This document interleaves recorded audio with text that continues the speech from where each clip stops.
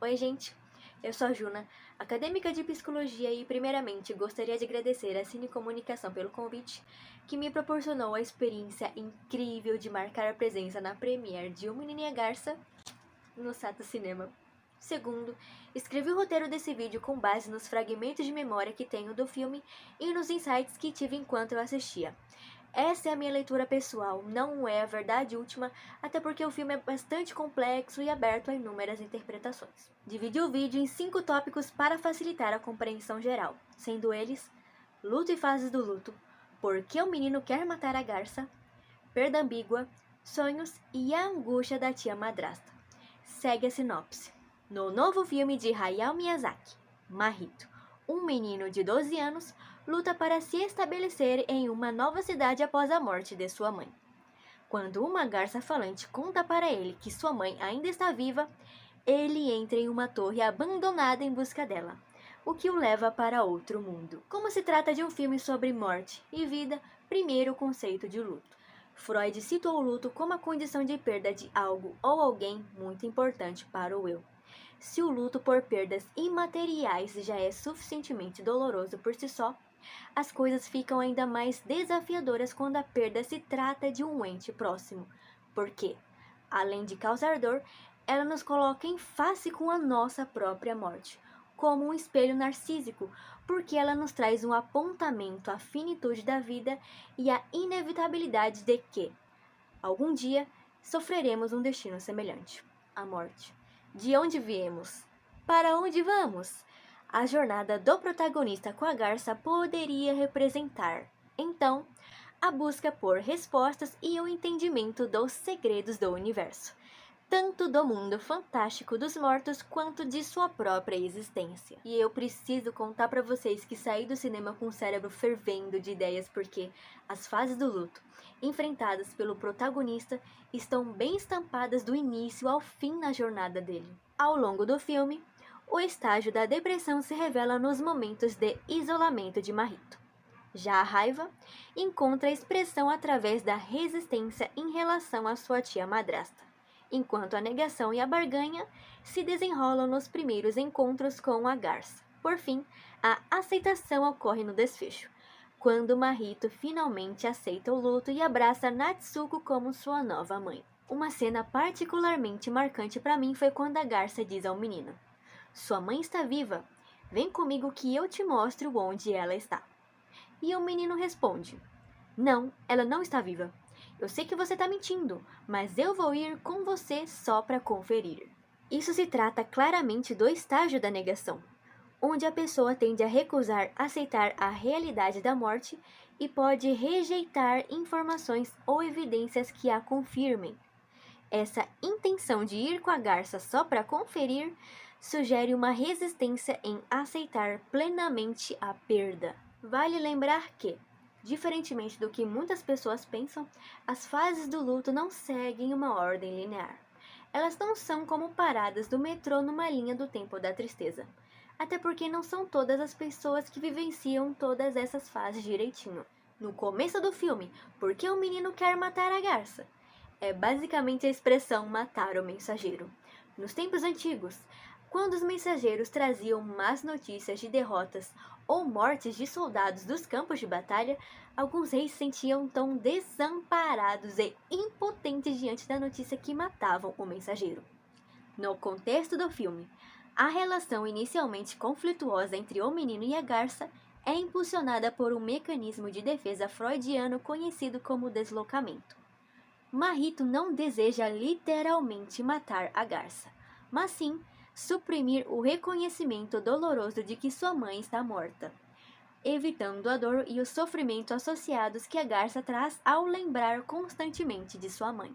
Outro diálogo que me impactou acontece quando a garça tenta convencer o menino de que a mãe dele está viva, dizendo: "É claro que sua mãe está viva.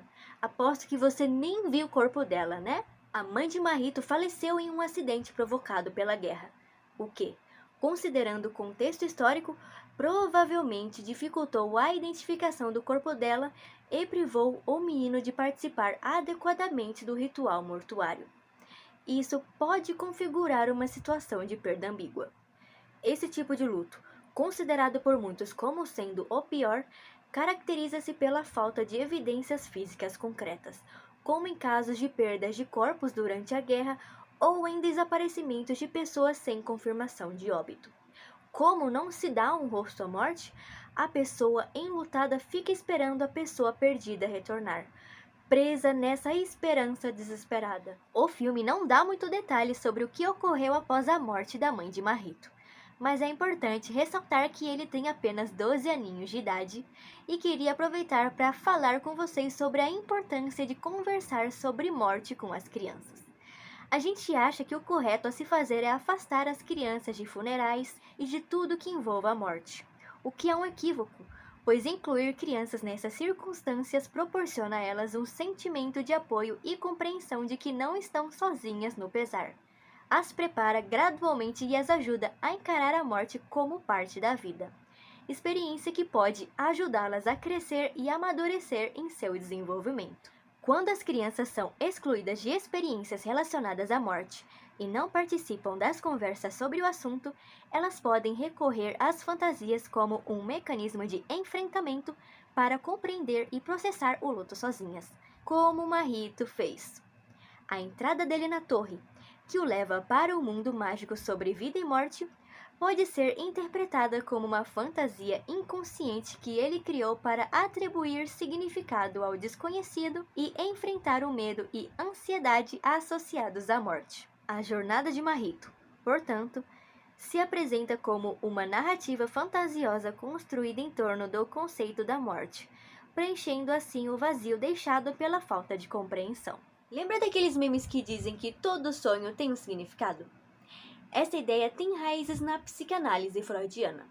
Freud inicialmente propôs que os sonhos são realizações de desejos, até que ele se deparou com a seguinte questão: se os sonhos são realmente realizações de desejos, como explicar os pesadelos recorrentes em pessoas com traumas de guerra?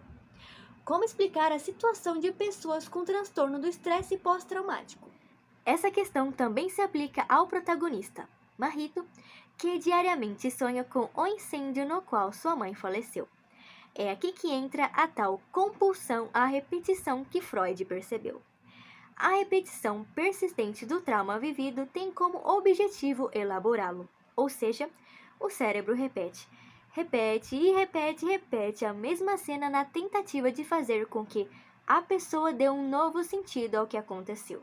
A partir da pura repetição, busca-se recordar o que na vivência precipitou o traumático para poder seguir em frente. E quando a gente fala na elaboração de um trauma, isso quer dizer incluir aquela experiência difícil na história da nossa vida, porque o efeito traumático de uma lembrança vem da dificuldade da mente de entender e aceitar o que aconteceu. Já dizia Freud, a cura não vem do esquecer, vem do lembrar sem sentir dor. Eu simpatizei bastante com a personagem Natsuko porque ela também está se empenhando em dar um novo sentido para o que está acontecendo. Natsuko é a irmã da mãe de Marrito, que casou-se com o pai dele e agora está grávida. Na perspectiva da psicanálise lacaniana, somos entendidos como seres de linguagem, pois adoecemos pela fala e nos curamos pela fala. A linguagem constrói significados simbólicos e imaginários para as experiências que vivenciamos, que podem resultar tanto em adoecimentos como em resoluções psíquicas. Lacan destaca a relevância dos títulos e suas simbologias dentro da estrutura familiar, permeados por uma carga emocional significativa. No filme, a gente acompanha a jornada de Natsuko nessa transição de deixar a sua posição de tia para assumir os papéis de madrasta de Marrito e mãe do bebê que está gerando. No entanto, Marrito a vê como uma impostora e isso a desafia no processo de reconfiguração de si mesma nessa nova dinâmica familiar. E ela adoece por isso.